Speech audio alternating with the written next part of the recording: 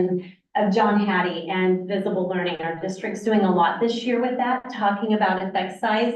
What do we do to affect our learners and make sure that we're doing things that are going to promote learning? And with looking at the dispositions of math, we have 3 right off the chart there that have that effect size of 4/10 or greater, which leads to learning. The attitude of content domains, how do they feel about content they're learning? The perceived task value, do they see a purpose behind what they're learning? And then most importantly, that self-efficacy. Do they see themselves as mathematicians? And I think as a teacher of math, this is the one that we sometimes struggle with the most, because so often, even in society, adults, we all feel like we're not good at math.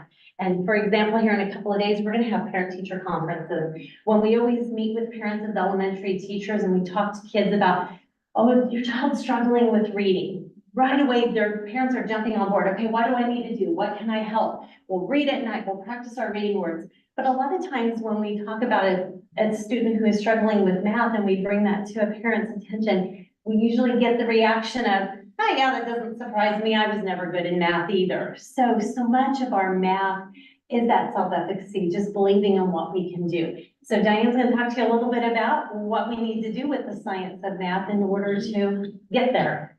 This chart shows the 3 stages of learning. It applies to math and basically any other subject.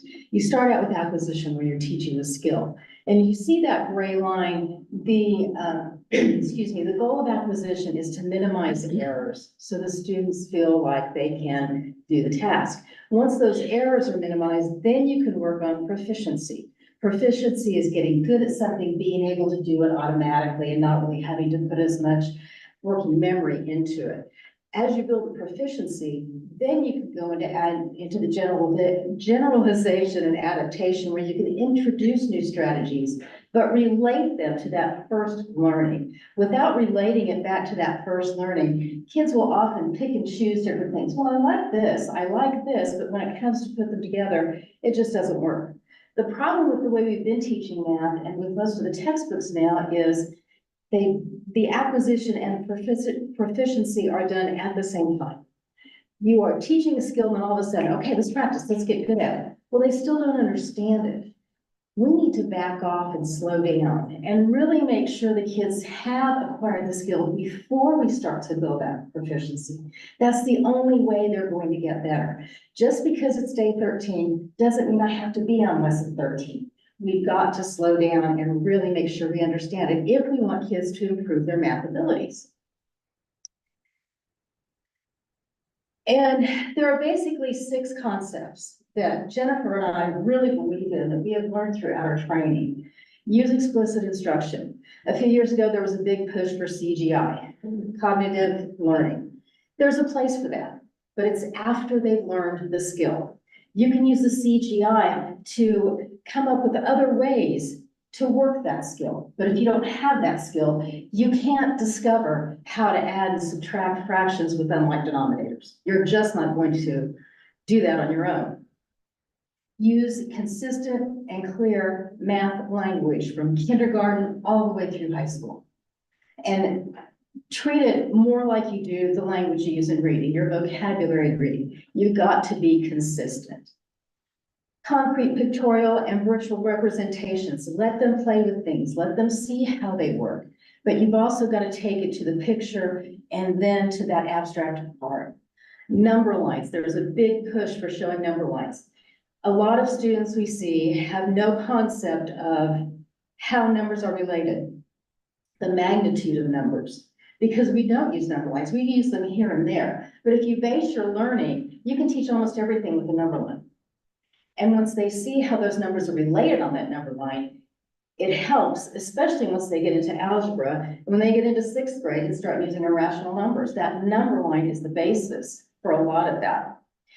Deliberate instruction on solving word problems. That doesn't mean look for clue words. It means what is going on in this problem. They suggested that a district adopt one or come to agreement on one problem-solving model that can be adapted as the skills get more difficult. But everybody, as far as a problem-solving model, should be using the same language, the same terms. Start simple, but that model builds as the math builds. so that there aren't 14 different problem-solving models that they're trying to use. And they're going back to the use of timed activities. Remember those lovely minute drills? Not during acquisition. They are good to build proficiency. That doesn't mean that's the only way you use.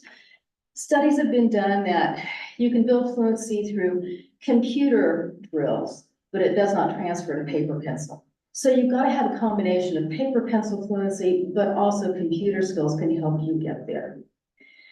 Every time we go to these meetings, we are so excited because they tell us so many things. It's like, oh my gosh, this makes so much sense. We've been saying this for a long time, but now we feel like what we've been telling each other is actually what needs to be done. So I think from here, we need to build in the district what we think we need to do. We're looking at new math adoptions, but even if we get a new book, that doesn't mean that's the end all be all of what we're teaching.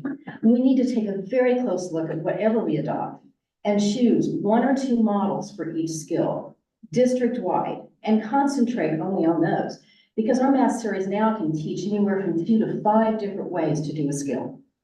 That is too confusing, especially at the lower levels. You've got to get one to proficiency, then maybe introduce another one, but you have to relate them.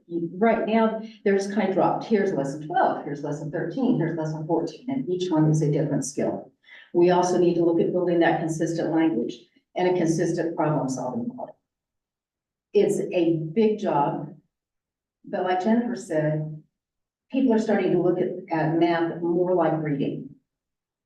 It all has to come together. It's not just bits and pieces. Well, let's do addition, let's do subtraction. We've got to show relationships in those numbers, or we're never going to have good mathematical students. Do you have any questions that we'd like for you to answer? You guys should like passionate about it. It's been really, I know. Yeah, it's been a lot of fun. It really has. Good. A lot of great aha moments. Mhm. And just seeing that a lot of the messages that are coming down aren't brand new. So it's not like we have to redo everything, but we just have to look at aligning with what we are doing at the appropriate time for the students. And once they acquire a skill, so like if you're working on addition Mhm. and then you're moving on to subtraction, do you continue to go back and Yes. and they use addition and Yes. subtraction? Yes, you've got to relate them. You've got to show how they are related. And one of the facts they told us was after 10 days, they lose 70% of what they learned. If you're not going back, if you're